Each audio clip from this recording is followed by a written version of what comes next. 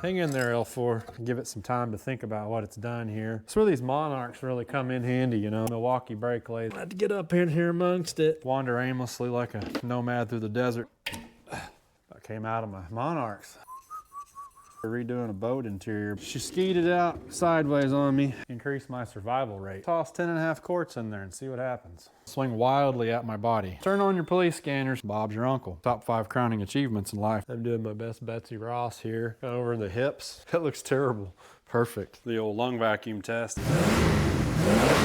Put the purple nurple to it. You smell that? You can already tell it rides like a Amish buggy. Stereo could use some work. Oof. What that was, it just blew out of the vents. It smells like an electrical fire. Let's turn that back off. It didn't chip a tooth. Welcome back to the Fixin Rusty YouTube channel. I am your host, Rusty, and we are back at it today with our 1984 Chevrolet Crossfire Corvette. And last episode, you saw us get this thing running. Back, you know, seems to be running good. We got gears, but we got to get everything gone through so that we can get this thing actually driving. Brakes were a mess. The master cylinder appears to be bad. Brakes go all the way to the floor. We got the brake pads are shot, you know, old brake hoses, all the normal kind of stuff there. So we got all the parts to do that. We've got some front end work to do. And when I say front end work, I mean, the rack and pinion is a mess. Last night I might have cheated a little bit and kind of got in here and started trying to take some stuff apart. Just, you know, it's kind of boring on camera, so I figured I'd jump in and do that. Anyways, got over to the passenger side and went to just cut the boot off of it to see if maybe I could possibly, you know, get away with not having to rebuild the rack. The reservoir still had fluid in it. We'll just replace the tie rods.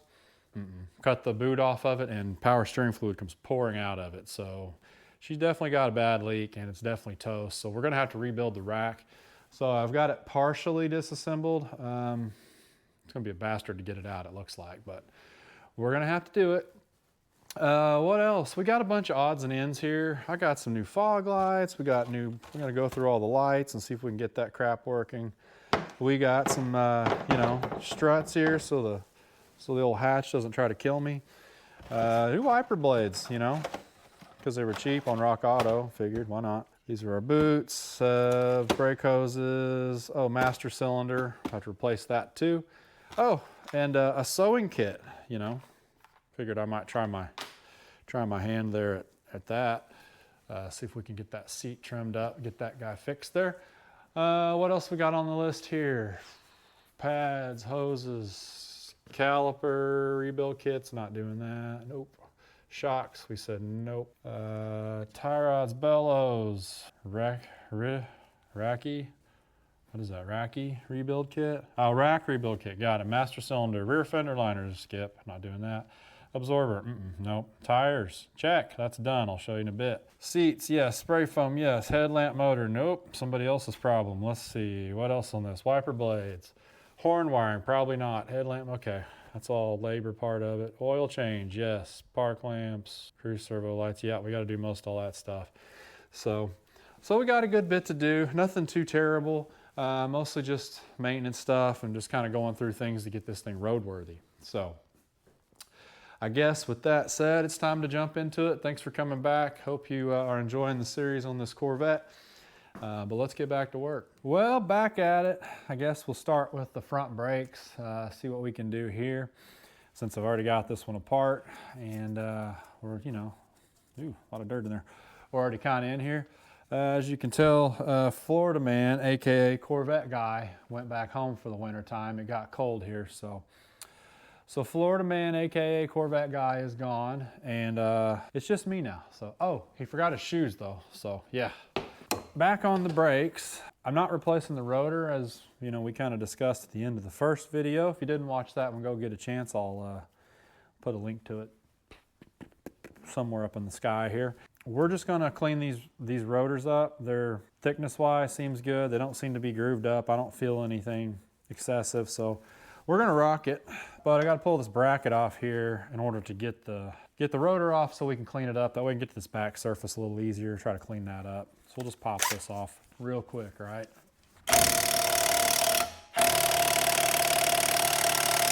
Say we're gonna take it off. I might be rethinking this thing. there it goes, there's one. Probably gotta get a Milwaukee, don't I? I'm putting it off.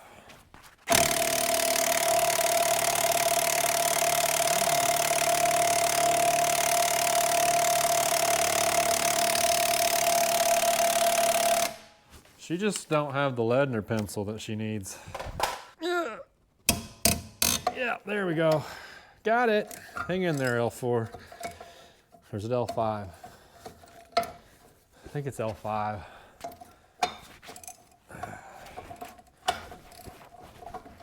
I think that's what I got jacked up. Oops. Well, why is it still there? Should just come right off.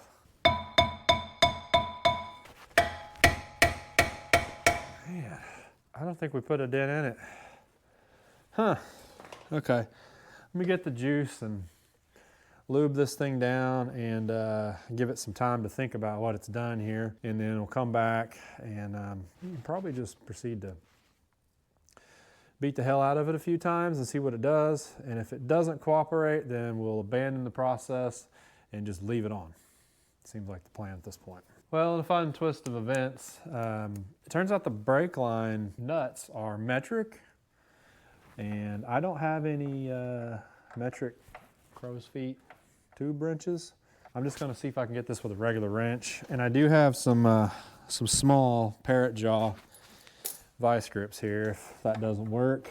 And if all that fails, we will definitely resort to fire. Come on, oh, we got it. Yes, it's my lucky day, maybe. I should buy a lottery ticket. We're off to a good start. Yep, okay, let me get a drain pan real quick. You know, these Corvettes aren't too bad to work on, I suppose. Probably regret saying that. All right, let's see if we can pop this guy off here. That's where these Monarchs really come in handy, you know, doing brake work. You get your 4E up on it. That's what you want to do. And just watch your fingers now. And just give her a blast there. She comes loose every time. There we go. I got this handy tool. You guys may have seen me use it. You probably didn't because it was on the Blazer video that nobody watched. But if you did watch that one, you've seen me use this tool.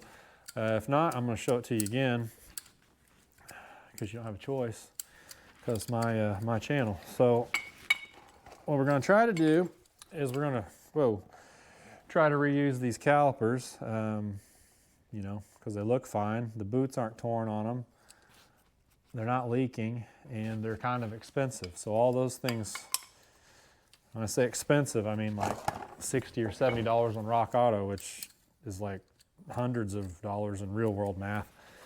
So, and I don't know that that's really, you know, necessary to do on this car. So, where's my hammer? Anybody seen my hammer? There it is. There we go. And now we just crank. Crank until she spreads it. Oh, crank until she spreads out. Wrong way. Come on, come loose. Come loose, there you go. I'm gonna put this in here just in case I make a mess, pushing fluid out. Now, can y'all see that? What am I doing over here? There it goes. I noticed that got real tight there, and then you probably had a bit of a, you know, ridge of, I don't know, something in there. Hopefully I didn't just blow the seals out of it. There she goes though. But yeah, if you want to get you one of these, I'll throw the link in the old description there, the video from the Amazons. Is it cold where y'all are at? It's cold here.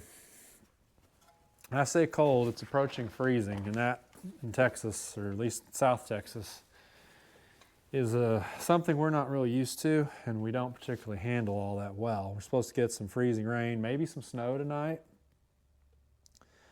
and I know we're completely ill prepared for this, so I can't wait. And it looks like in these rotors, every vein in these rotors is completely packed full of what would appear to be dirt dauber nests.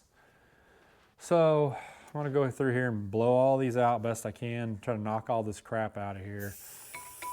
Oh man, it is like solid. Well, let's go ahead and put the rotor in the old Milwaukee brake lathe here, get her cleaned up. I'm using a slightly used, worn out paint stripper wheel thing on the, on the die grinder. So, brand new rotor incoming.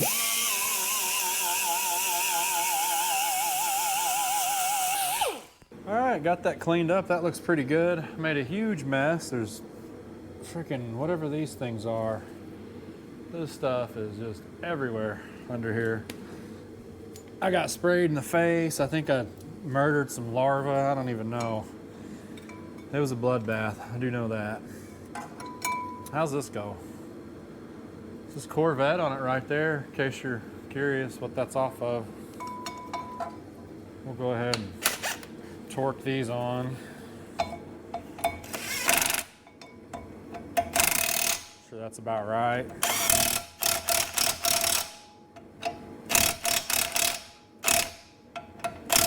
Sounds right. Perfect.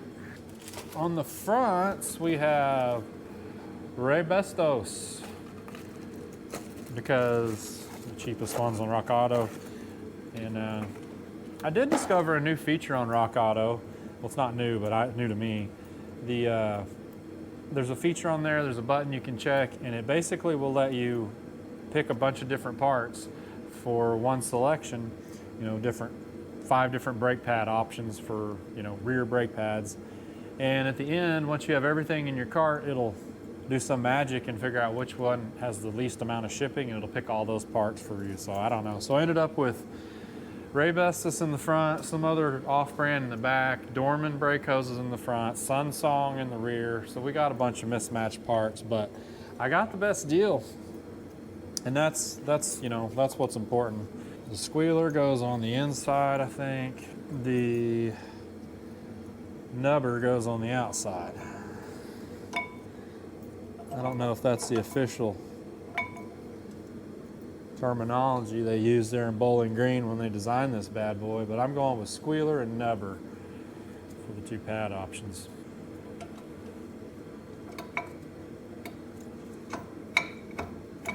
There we go. These look like they had some Loctite on them from the factory, so I'm not going to do that. Oh, these little clip jobbers here, you got to get the caliper set down on those just right, or it won't go, it looks like. Well, what in tarnation? No, there we go. They got a little spring pressure on them. Yeah, fool me once, shame on you. Fool me once, shame on me. Fool me. Anyways.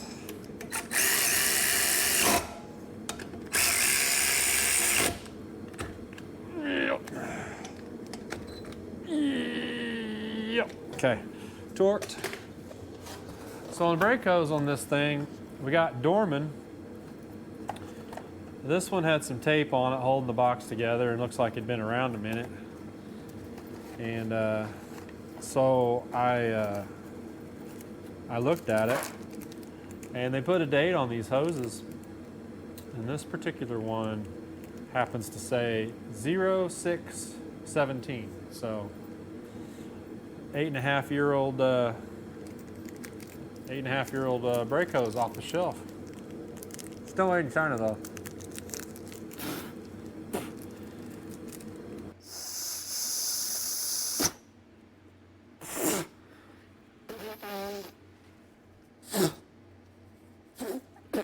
That's nasty. Let's do it again. I think I sucked in a dirt dauber or something. One of those nests.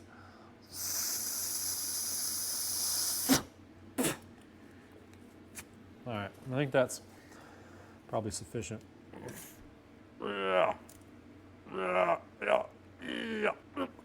Okay, you want to tighten that until you feel the threads start to pull out of the caliper a little bit, and then you're right there where you need to be. And brake hose should be pretty straightforward. Yep, it even lines up good, so So far, can confirm the Dorman brake lines work. I really got to invest in some metric line wrenches. I guess that needs to be on the list. Okay. All right, I think we're done here.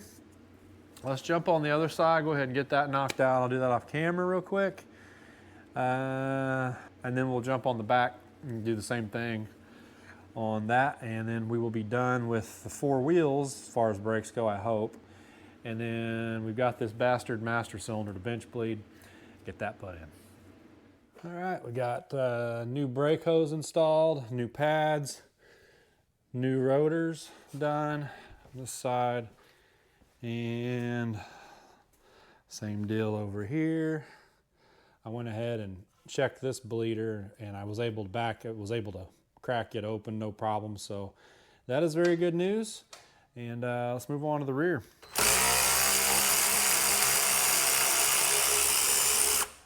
All right, there's one. I'm gonna have to get up in here amongst it. There we go. Now will it come off? Yeah. Ooh.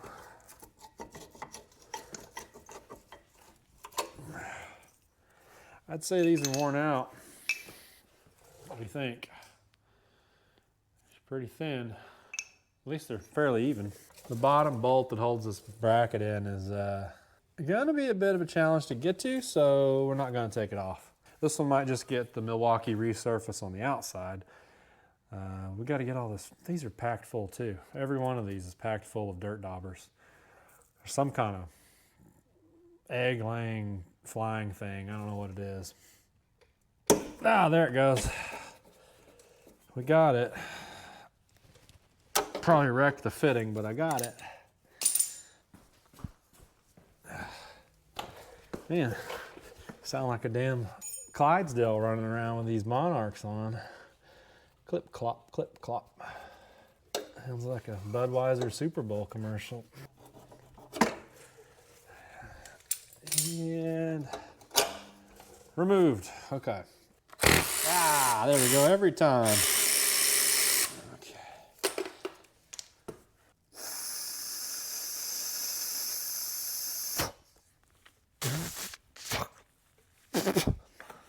Yep, that one's good. Yeah, there we go. There we go. We got a winner. So let's go ahead and we'll get the caliper on and then get this brake hose done. There we go. Okay. Spin it again, and spinning ain't winning.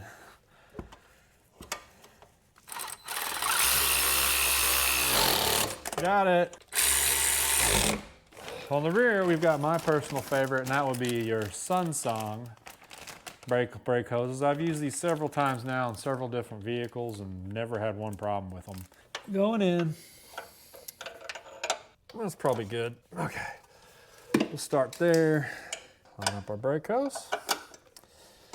Easy enough. All right, I got it started, so we're there. We're home. We're home free. Homeward bound. Home alone. Home on the range. Sweet home Alabama. You get the point. Okay, so that's probably good. Okay, so I'm gonna hop on and get the right rear wrapped up, and then we should be done on all 4 corners, and time to bench bleed and put in that master cylinder, and then hopefully we can get some brakes here soon. Looks like we have got 3 brake lines and a brake light switch, I'm sure, on this master besides the studs. Hopefully this doesn't fight too bad. Go ahead and pop these guys off of there and see what kind of success we have. I wonder if these are all metric too. Probably. Oh, it came loose though. Man, we're rolling the dice. Have to get me a lotto ticket. Let's see. Turn it this way. Yeah, this way. There. Yep, I got it. 2 for 2. Okay. Put this somewhere where I'll be sure to lose it. Got it. Ooh. Ew. Yeah, she been leaking. She been leaking. If you can get you a taste of that. I'll bring it in here and show you what the inside of this booster looks like, and I'm hoping that it didn't eat the seal up in the front of it. And there's the the front of our booster. Yeah, it's been leaking a little while. Let's see. Has anything steel on this car? I swear, it is almost impossible to find something to poke around with. Let's see if we can blow this thing out. I might see if I can find the end there and maybe see if we can pull a vacuum on it and see what happens. Alrighty, our master cylinder is going to be of the FVP flavor. It says it's verified and proven, matched to OE specs for best fit, form, function, blah, blah, blah, blah. It says it's good to go. And this one was only 60 something bucks. Go get one of these at O'Reilly and ask them how much it costs. That was the only reasonable price one I found on the planet, basically. So I'm sure there's something out there. Bench bleed procedure. Let's see, wear safety goggles, check. Apply the parking brake. Place the blocks behind the wheels. Yep. Transfer sensor switches from your failed master cylinder to your replacement master. Okay, we gotta do that. Don't spill the brake fluid on the vehicle's painted surfaces. Bench bleed. Secure the master, some fluid, pan, flowing, okay, push on it, okay, got the instructions. So let's get to pumping. Well, I think it's bench bled. It's kind of weird. I'm at least tired of messing with it, so I'm gonna go ahead and try to put it on and see what happens. But I think it's good. It seems to be, I don't know, has pressure, has fluid coming out the port, so if there's a little air in the system, we can probably work it out. Okay, let's go ahead and get this thing in here and hope it works. Gotta hope our bleeding process worked. Hope the front seal in this booster is not junk. I'm surprised this thing had any fluid left in it. Looked like it had been leaking for some time. It was quite nasty. Should have got the electric ratchet. Oh well, we're committed. Okay. What's that bolt in there for? Oh. Looked down and just happened to see that bolt down in there. I guess it fell out of my tray. This holds the damn steering rack in. Probably need that. I could see, oh, I need this too. Could have foresaw about an hour of my life or more in the future trying to find that. Not that I'd ever misplace anything. Wander aimlessly like a nomad through the desert trying to find it. Why is there 3 brake lines out of the master cylinder? I know it's an easy answer, and if I looked at the routing, I'd probably know, but I haven't done that. I guess 2 of them go to the front. Should only be 1 to the rear. This car doesn't have ABS yet. I don't know, maybe it just runs a left front and a right front. I don't know. Why is the sky blue? Why is the grass green? How's the Positrack into Plymouth work? Just does. Okay, call that good. Oh, and I have not mentioned that I did successfully snap off the brake light switch trying to remove it. It disintegrated into a million pieces as soon as I put any pressure on it. So I figure at this point, what I'll probably do is nothing and just put a piece of tape over that and just leave it alone. I mean, not that any lights on the dash actually work, but if it did and it wanted to trip a brake light, it would need that switch to do it, to connect that ground. So without it, you're just never going to get a brake light until I can get a switch or the next person can get a switch. But it's probably an easy fix, but I'll just put some tape over this port just to keep dirt and stuff from getting down to that little shuttle widget. And we'll call it good. Well, good news and bad news. good news, I think we have working brakes. I did try to use my, wherever it's at, my vacuum bleeder. Kind of acted funny. Didn't really want to pull much vacuum, which I think's done that to me before. But everything, all 4 lines, they all came down and they all, you know, just bled on their own. Gravity bled. And then I locked them, then I put this on here, did what I could with them. It's got good pedal. But unfortunately, in the process of me starting the car just for a minute to let the vacuum booster do its deal to see if we had good pedal, I smoked the return hose. I had the power steering return hose here, kind of stuck up in here to hold it out of the way, and I totally forgot about that. And not to mention, it pumped all the rest of the fluid out of the reservoir, blew it all over in here, chewed a hole in the hose. Now I got to buy a, say that, it's a return line. I think I have some hose somewhere maybe. And redo the return hose, which is probably impossible to get to up under here, and I was really trying to avoid. But anyways, I guess that's just how it goes. So I think we have brakes. I have yet to really be able to test them out, but the pedal feels good. It doesn't go to the floor like it did before, and it's firm. So I think we have brakes. I think I'm gonna say we have brakes until we don't have brakes. Okay, that's the theory on that. So with the brakes completed, that's the first major step to get this car back on the road. I think the second one is steering. We gotta jump back into this rack and get this thing out of here. Unfortunately, it's going to have to be rebuilt. So I'm going to take it apart into a million pieces and see if I can figure out how to do it. If not, we'll throw it all in a box, call it a core, and order another one, I guess. Well, after a lengthy battle, we finally got the rack and pinion out of this thing. Here it is, this beautiful behemoth right here. This was, you know, this is where things went from bad to worse, is when I cut into this boot here. Had this bright idea. I was going to just, we'll just replace the outer tie rods that have this minor curvature here in the car. Everything will be okay. We'll wash away our sins and things will be great on the other side. As you can see, this boot is no bueno. So I was going to replace that, replace the tie rod. But I cut this to try to get back here to this clamp, and it proceeded to dump power steering fluid all over the ground. So this seal in here is toast. So, hence, rack and pinion is out, and now it's time to take it apart and do a rebuild on it. Alrighty, we got the rack up here on the workbench. I think first thing we're going to do is get the boots off of this thing.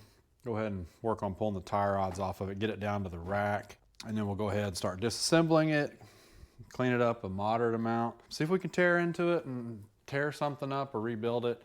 This is the kit for it.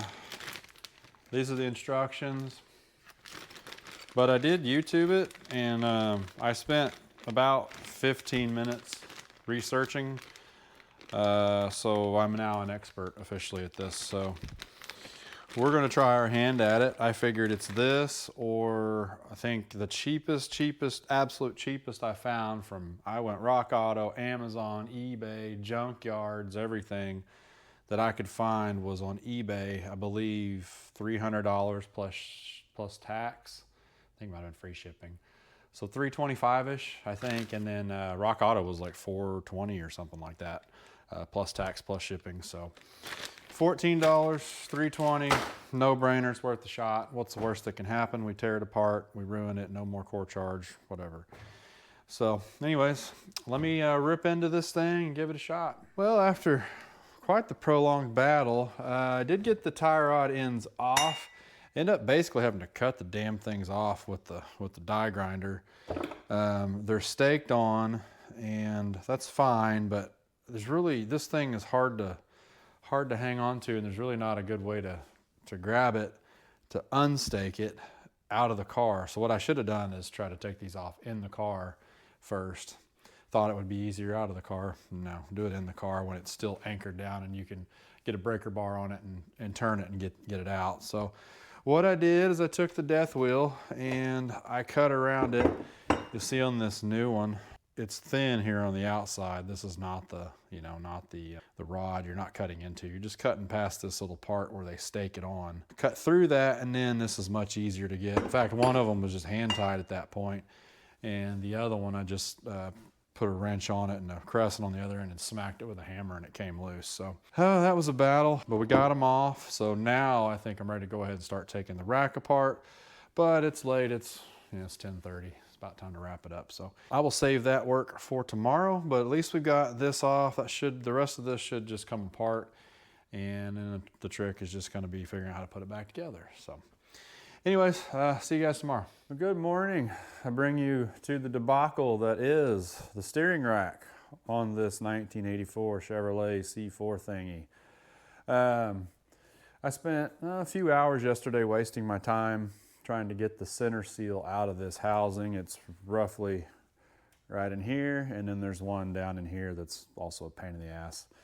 That if I was smart, I would have left both of them alone and just rebuilt the rest of the rack. But no, I had to dig in further and actually ruin the seals in the process of trying to get them out.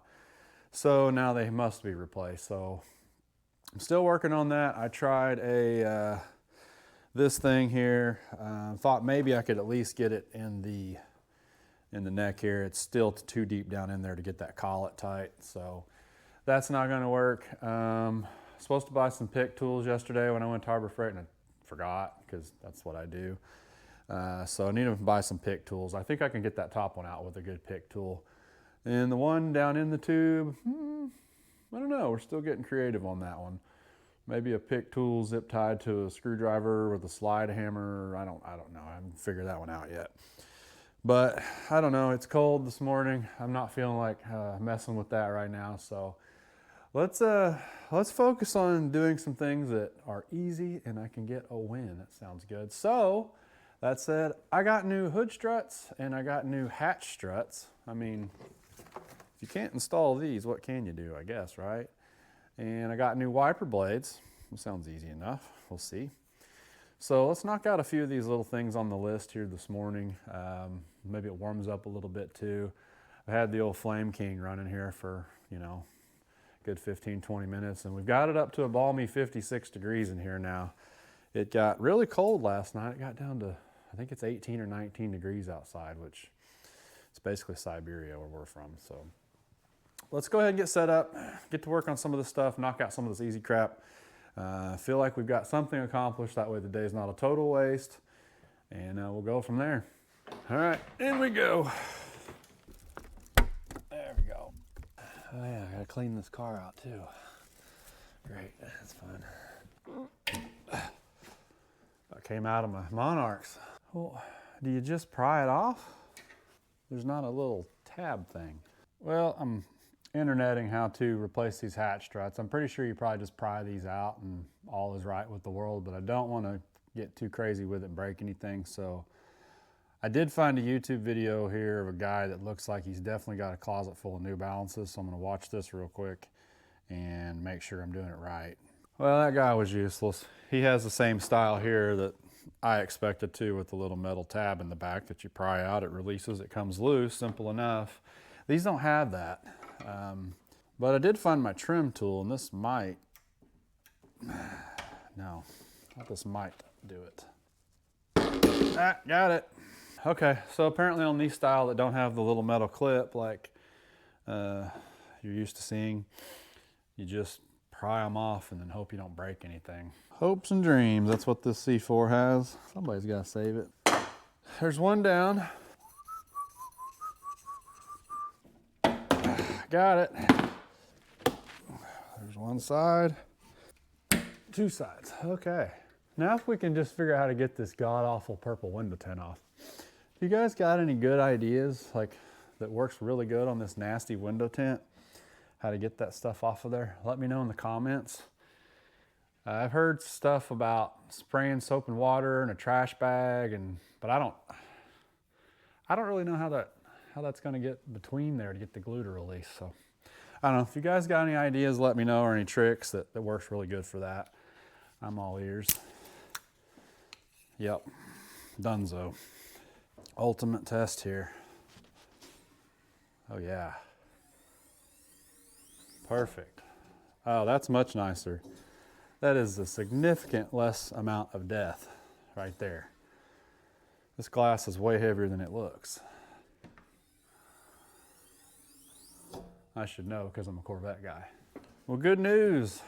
No luck with the Fireball party bucket here, but in the Pottery Barn storage container, I did find 4 screws that look like they're for this. At least 3 of them look like they're for this, and 1 of them looks like it will work. Somebody has already pre-broken this piece, so it should make it easier. If it'll just, yeah, that'll work there. I don't know. This may no longer be numbers matching after I get done. Speaking of numbers matching, you guys want to tell me what's some of the kind of content you would like to see? What kind of junk would you like to see me buy? Kind of had an itch for a muscle car for a while. Had a bunch of stuff saved in the old marketplace folder for quite a while that I've had my eye on that nobody else seems to want. And I'm probably dumb enough to be the guy that'll actually spend the money to buy it if you'll watch it. So let me know if you guys, what do you like? You like the C10 stuff? You like the weird stuff? You like muscle cars? Anything in particular? I'm always open to ideas. Just let me know in the comments. All right, that is in more or less how it's supposed to go. Somebody did a nice job here. Looks like they were redoing a boat interior, but they put this carpet in, and I don't know, it looks better than what's underneath it, so I think we might get out the 3M glue, vacuum this up, get out the 3M glue, try to spruce it up a little bit, maybe glue this back down, although I probably shouldn't have picked the day it's 20 degrees outside to do that. Maybe get this looking a little bit better anyways. We're gonna try to glue this back down, see how this works. I've got a little bit of leftover glue from 2 different projects, some Super 77 3M and some Helmestic, California compliant contact adhesive. So surely between both of these there's enough to do some damage here. Yeah, the old rear carpet's she's faded pretty bad. We're just gonna try this and see how it goes, at least until I run out of glue. Should probably mask this off. I don't think that's gonna happen though. What you wanna do is if you got any leaves or anything in here, you just put the glue right on top of the leaves. They work real good for helping this stuff stick. Did I put that there already? Yeah, I'm pretty sure this is supposed to be applied in a little warmer environment. Oh well, that's what we got to work with today. Get real careful here around the edges, you know. You don't want to get it on your trim like I just did. You're gonna be sure and put plenty on here. Oh no. No, that was already like that. All right, I think that one's done, though.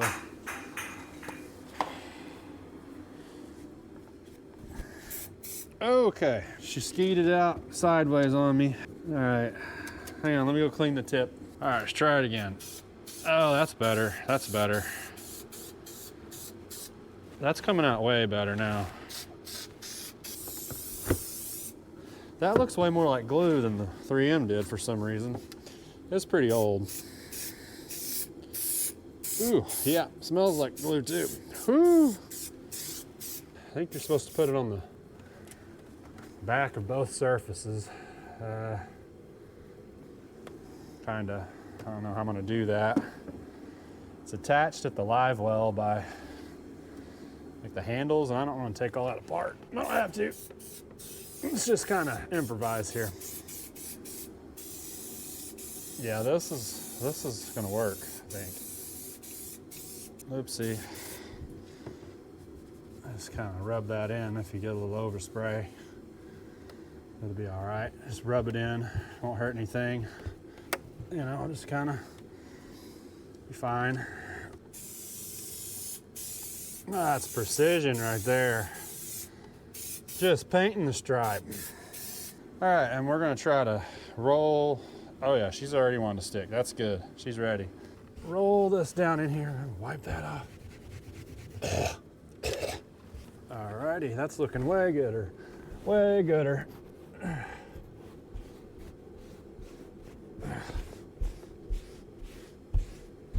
This stuff's strong. Get your mouth full. There we go. Yeah, it's just like redoing the interior on a boat. It's pretty much the same deal. It didn't say if you're supposed to use this stuff around an open flame or not. I'm assuming it's fine. Maybe if I got a spritz left, we'll kind of do these little flaps here. A little bit right there. Yep, that's good. Okay, I think we had just about the perfect amount of glue here. Because I'm seeing stars. No, it's because I think it's down now. All right, let me bring you in here and I'll show you the handiwork. But you can't get jealous, you gotta promise. If you just ignore the stains, it looks really good. It's a little bit bare right up there where the old golf bag's probably been drug in and out of here 100 times, but other than that, it's pretty good. Now this is the stuff I know you're all here for, and this is the wiper blade installation. Let's hope this is correct. Yeah, there we go. There's one. Yep, that was tough. Okay. All right, wiper blades, check, mark that off the list. Other thing I did get done here is the cruise control servo installed, and I monkeyed around with this vacuum line mess down here, the line that goes to the evap purge solenoid. Here, the purge solenoid is rotted off, so I just capped this line here. That was a vacuum leak. This runs right up here through this PCV mess into the intake. That's capped. This other vacuum line that is rotted off the ball that runs the headlamp stuff. Went around here, I disconnected that and put a cap on that for now. So I don't know. I'm trying to just monkey through some of these lines and see if that's some of the vacuum issue. And I don't know if that evap purge valve matters really what it does, but anyways, it's properly disconnected now. You guys missed it, but I got the hood struts replaced, and as you can see, quite worn out and quite leaky. Let's see if it works, how much easier it works. And this goes, what, that way? All right, yeah. Well, does it just stay on its own now? It does. Oh, that's better. Oh, that's way better. That is going to drastically increase my survival rate when working under the hood. And we'll go ahead and get our oil changed here. I've got wait, before I get started, I don't know if you've noticed there's a bit of an elephant in the room, a big orange elephant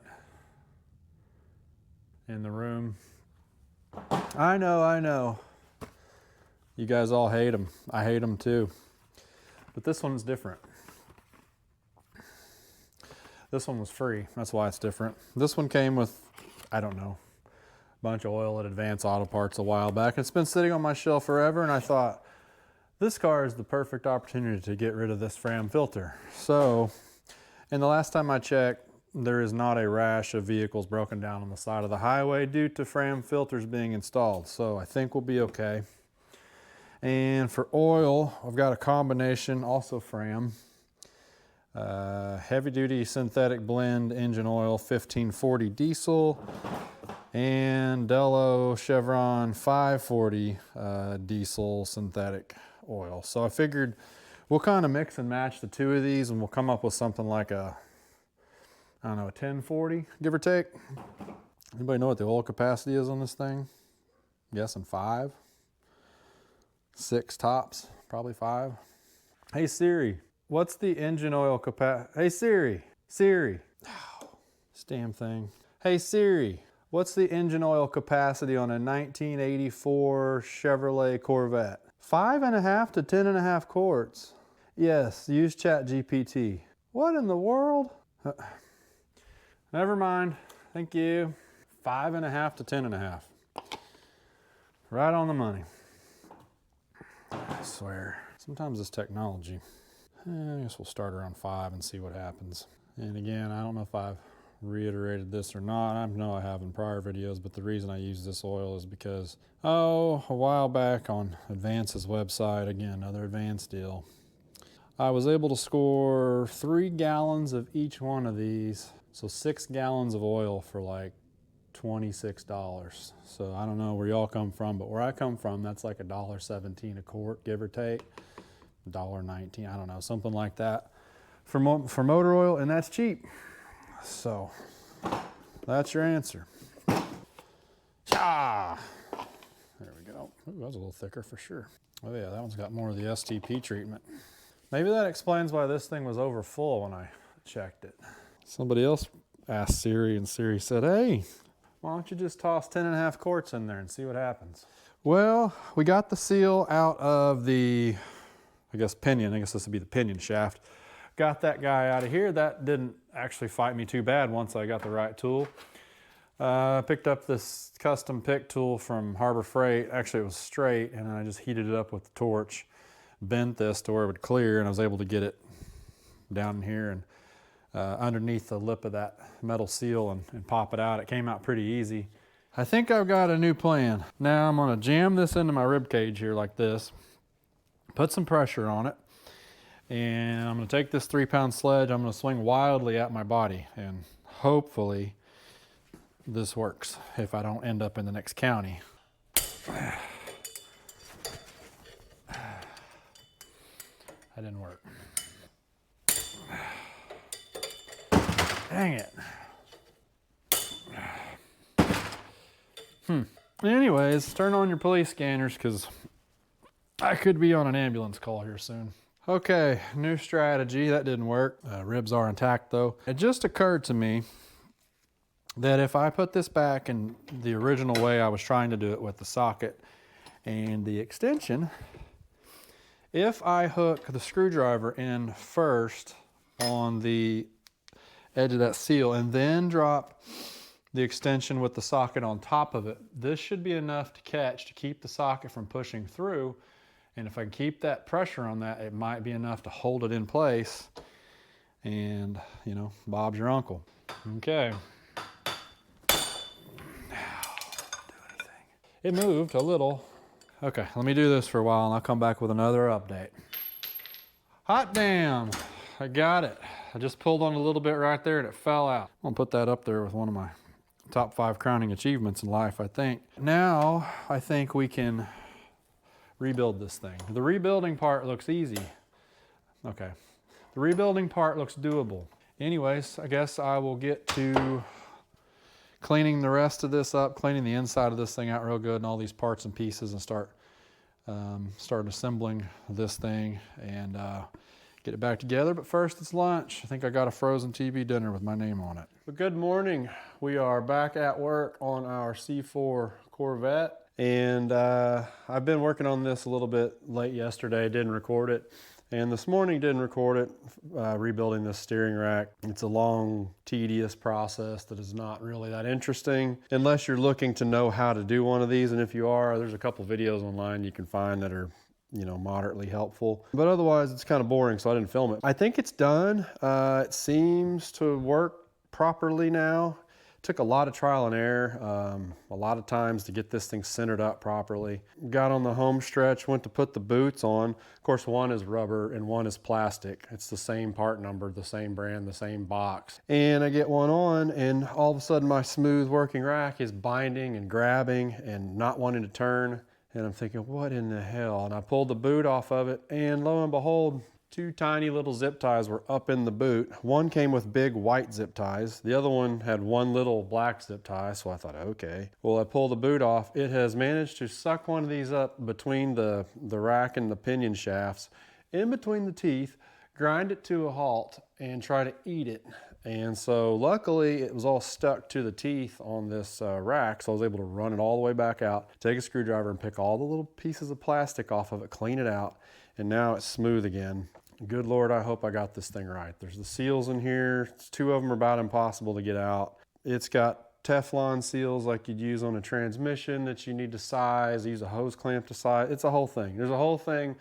Bottom line, if there's 3 things I've learned working on Corvettes, it's that A, Corvettes are kind of neat cars. 2, Nike Monarchs are pretty comfortable actually.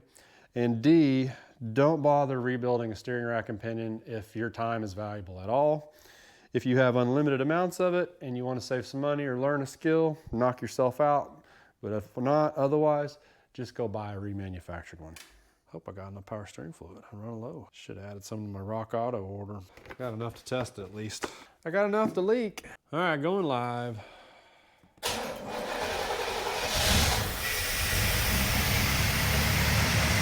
Still runs.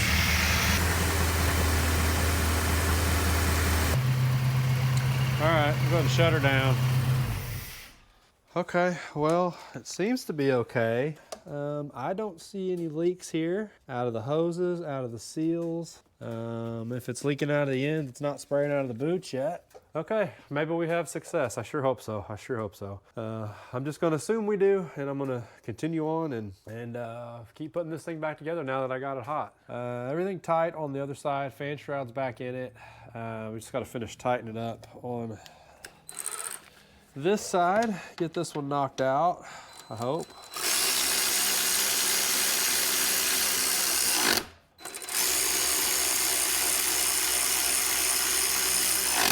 We got this one here for our sway bar link.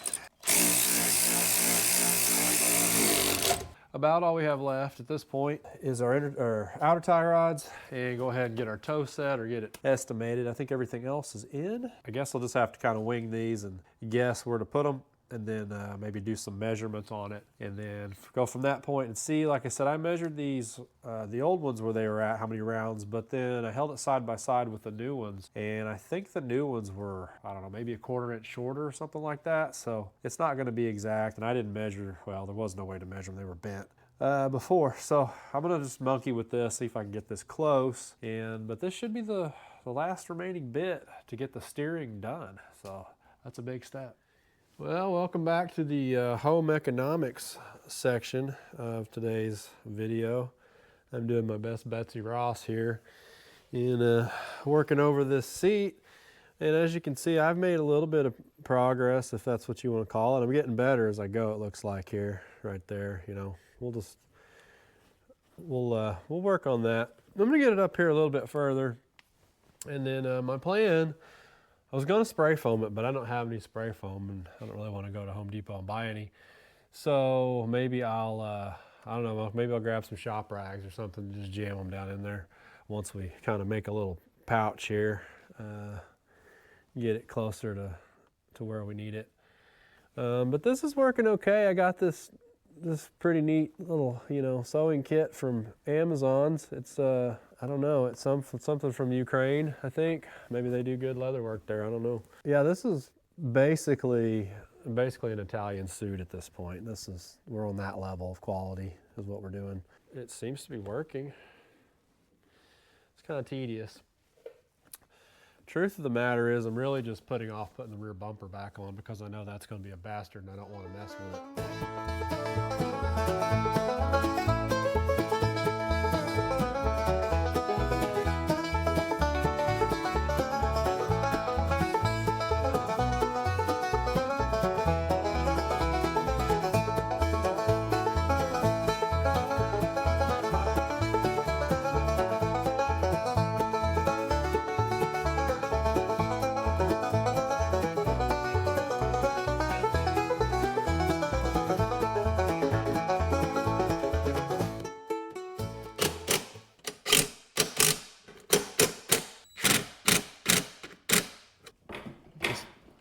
Line it, there it goes. Line it up. What did I do wrong here? Nope. Oh, there we go, there we go. I don't know, that looks pretty good. There's a bunch of these little screws in the top across here. There's some in the sides over here, and there's some stuff in this region, like kind of over in the hips that got chopped off. So we're not gonna worry about that. Get my hand up in here to put these on.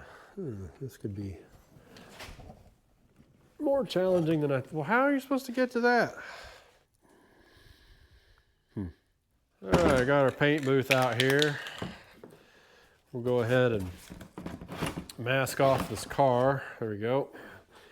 I'm just gonna wipe this down with a little lacquer thinner, you know, get any greasy fingerprints off of it. Probably won't do much, but it'll do something. I mean, oh, hey, we'll do that. I'll probably pull the paint off this car.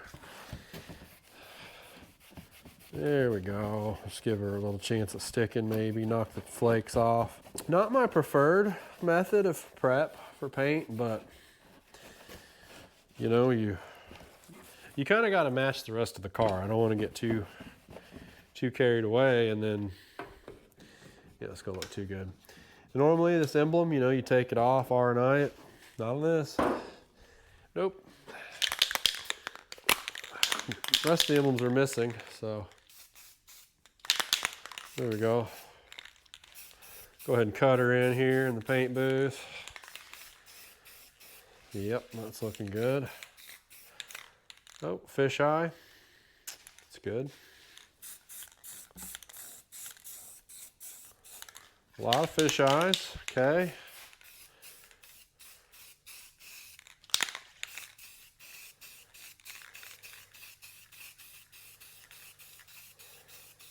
Lots and lots and lots of fish eyes. Okay, whatever. It's too late now, we're committed.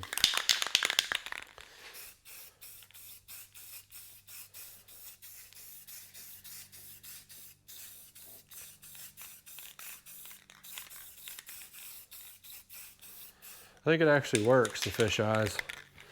Kind of fits the theme of the car. We'll just paint over those, they'll stick. Kinda. Okay, this looks better already.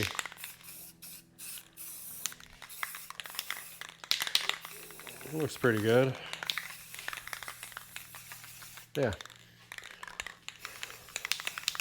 Give that a few minutes to dry here. Go ahead and put that in the booth, let it dry. Okay. We do have a few touch-up spots on our bumper here. I don't know if you noticed or not, but it just didn't quite, you know, stick in a few spots.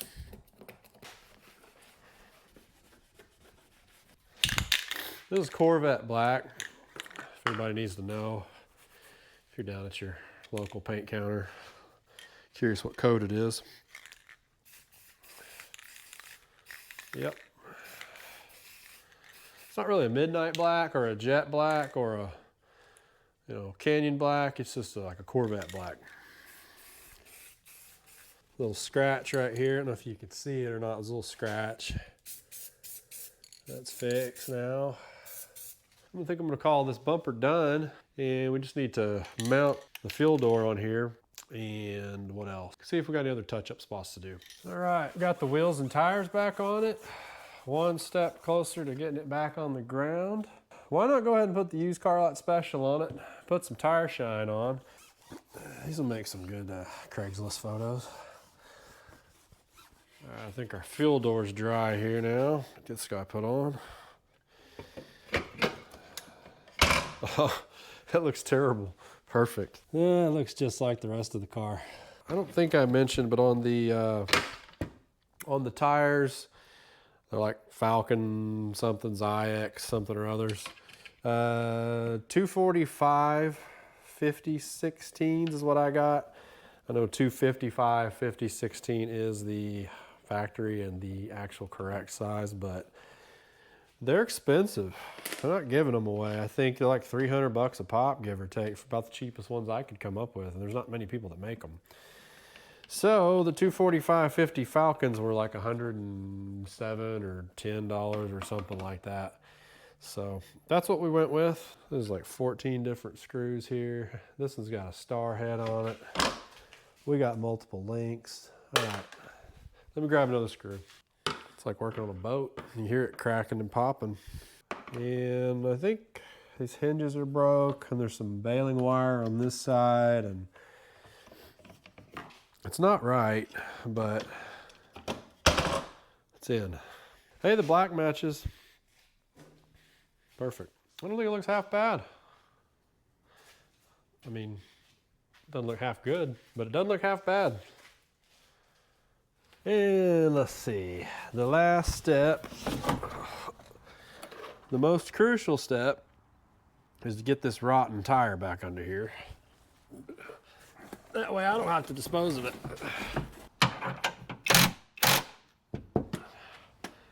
Okay, and you just, you know, crank the tire up against the frame, leave a permanent divot in it. I would just suggest not having a flat in one of these, just saying. There we go.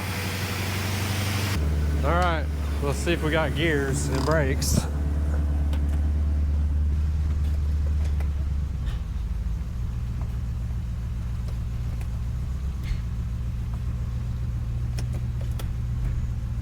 A little bit.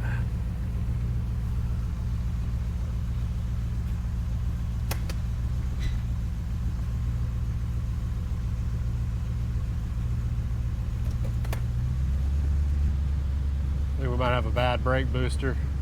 Can you hear hissing when I hold on the brake pedal? It stops when I let off, and the brakes suck. And we have a high idle, which would explain all those things in one fell swoop.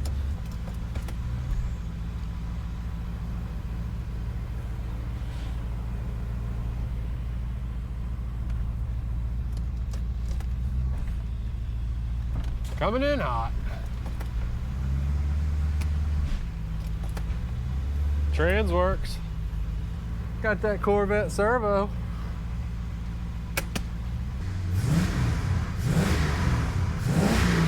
She's responsive.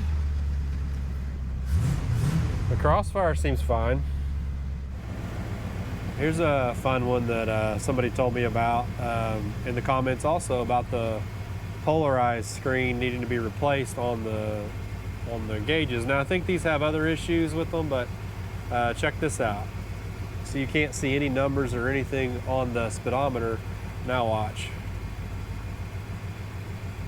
Through my polarized sunglasses you can see the 0, you can see the speedo bar, and same over here on the tack, if I can get it out of the glare. There we go. Same over here on the tack. Now you see, now you don't see it, now you do see it.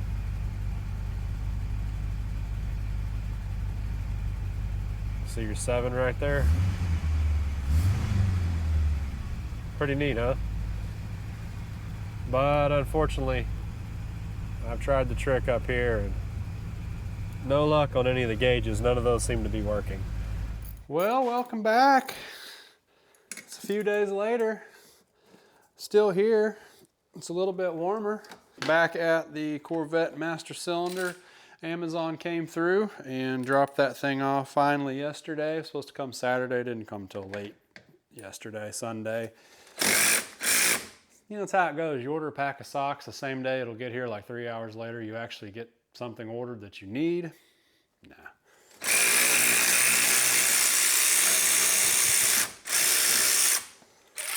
Did get my socks though. Went ahead and I already pulled this thing loose the other night after I finished last time we were here, and got everything knocked loose on the inside to save myself some time here today. So needless to say, all of our hopes are pinned on the Chinese master cylinder. There it is. This is one of those instances where it actually pays to read the comments or the reviews. So I'll show you. Measured about 440-ish on this one, so 7/16 drill bit here, snug, but goes through on the old booster. New booster, no dice. It's about 10 thousandths smaller, give or take. So that's probably would have been a problem in the car because this pin does fit pretty dang snug. So we can drill this out real quick.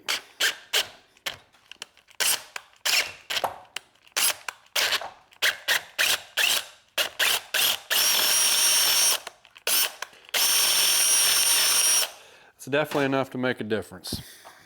Okay, we finally got this thing ready to go in. Had a bit of a battle getting the one-way check valve in here. The hole in the booster's a little smaller by about 30-40 thousandths than the one in the old one. Shocker, I know. So had to basically pound it in there with a hammer, but it seems to be sealing. You know, I use the old the old lung vacuum test, and it seems to be working. It's a little bit bigger than the old booster. So the only trick is going to be if I can get it in here. And then once it's in, it should be fine. Let's just try the rod in first. Let's see. What do we got? Harness, wires. What is that? A cable? Oh, it's a battery cable. Yeah, it's kind of important. All right, I got the brake booster installed. Everything went pretty good for the most part, I think. I went ahead and jacked up a front, spun the wheel just to check the depth on the rod, and the wheel spins. I did measure it from the old one, and it was in a little bit far, so I did screw it out a little bit and eyeballed what I think is about the right amount. We'll find out. I did have to readjust the brake light switch a little bit, like I thought I would probably have to do. Moved it back, but it should be good to go now. I tested it, and it seems to work okay.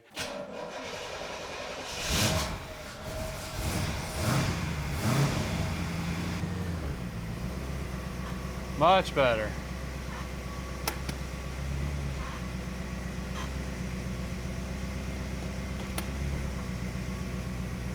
Yeah. Much better, and I don't hear that hissing now.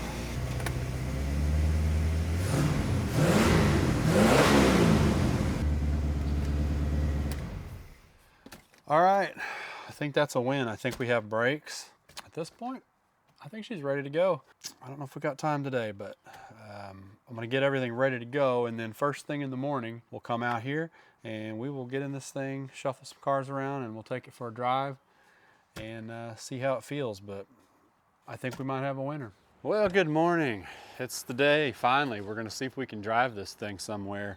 But first, we gotta clean it up a little bit. I mean, looks pretty good as is, but I don't think a little wash would hurt things too bad. So we'll drag out the old pressure washer and give it a little bit of a cleanup, and then we'll hit the road.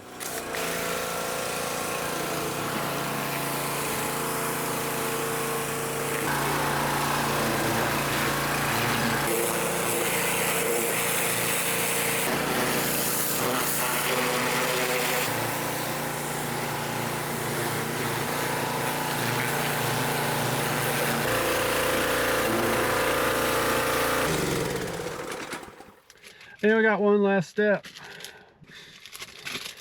This baby came equipped. How bad is this gonna smell? Whew.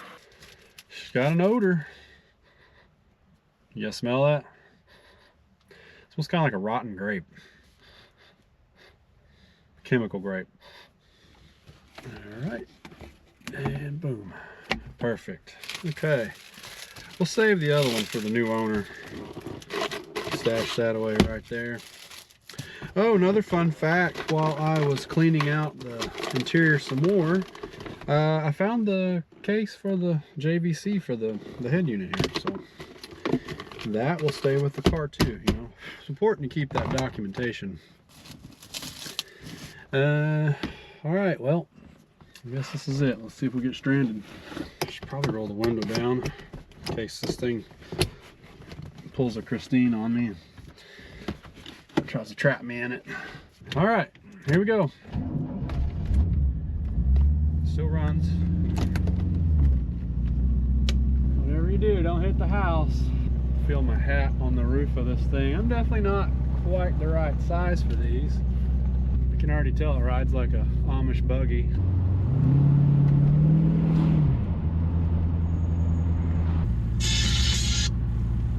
Stereo could use some work. I'm gonna guess the AC's a no. Oof. I don't know what that was, it just blew out of the vents. It smells like an electrical fire. Let's turn that back off. There we go.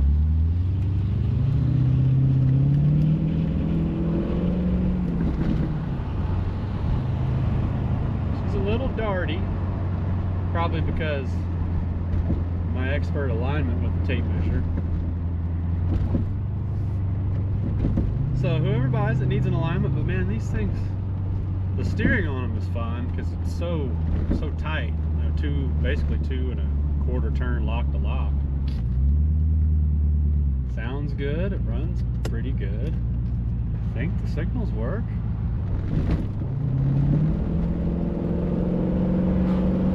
I mean, wouldn't say it's powerful, but it seems to run pretty cleanly.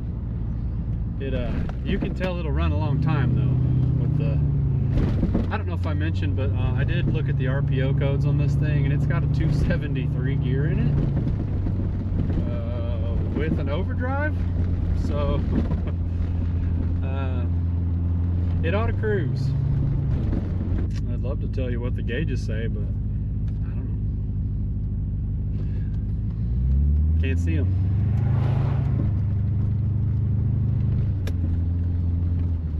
Mostly just using smell, sight, sound, that kind of stuff. Those are the gauges.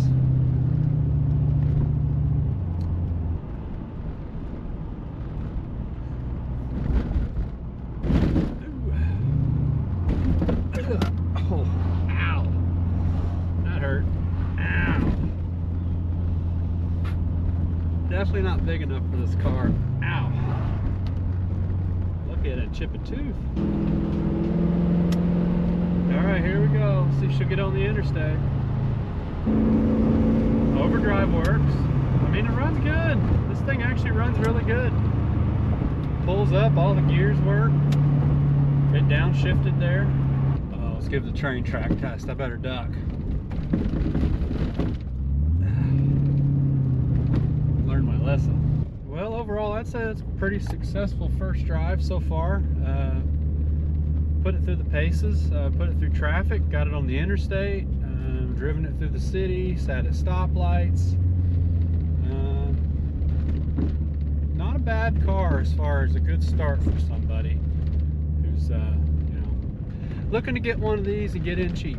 Well, I think that's going to do it for this episode of the Fixin Rusty YouTube channel. I think that'll probably wrap it up for our C4 Corvette. I think we've got a pretty good one, pretty good bones here. Seems to run pretty good, drives pretty good, stops good. Do the windows work well? No. Do the power locks work? No. Does the AC work? No. Does the power antenna work? No. But you know what? It's a Corvette, and that's what matters. So we've got all the important things working. It'll run, it'll drive, and we can get it on to somebody else who can enjoy it. Anyways, if you like the channel, if you like what you're seeing, if you like this video, please consider subscribing. It's easy. I know sometimes it's hard to do on the TV, and most of you guys, I think about 70% of my views come from TV, and I'm the same way. Hop on your phone if you get a chance, subscribe on there, do the notification thing if you're enjoying it. Be more of this crazy stuff to come. Comment, like, and hype. There's a hype button apparently for small creators. The hypes kind of help, push us up the list to get YouTube to push our stuff a little bit more. So that's important at this, this phase of a small channel trying to grow. Socials, I'm on Instagram, Facebook, TikTok, if you're into that sort of thing. Do some project updates and some of that here and there in between. What else? Thank you very much. We just hit 3,000 subscribers here this past week. That's pretty cool. I think it's been about 7 months. So really cool. Really appreciate everybody who watches. So thank you very much, and I will see you on the next one.